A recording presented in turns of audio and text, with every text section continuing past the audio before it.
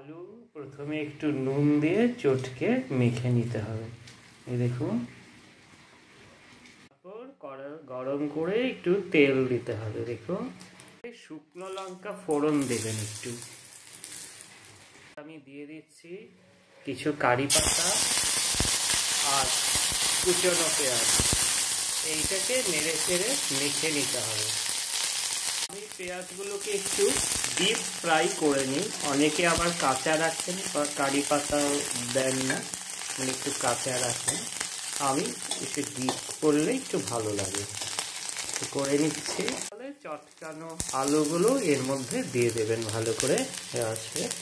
তারপর এটাকে একটু নেড়ে নিতে হবে, ওইটা আপনার যতটা পছন্দ। আমি এটাও একটু কড়াই করব। কিন্তু মূল আলু পিটিকাতে সাধারণত ওরা যেভাবে করেন একটু হালকা কাঁচা আলু পিটিকা তৈরি।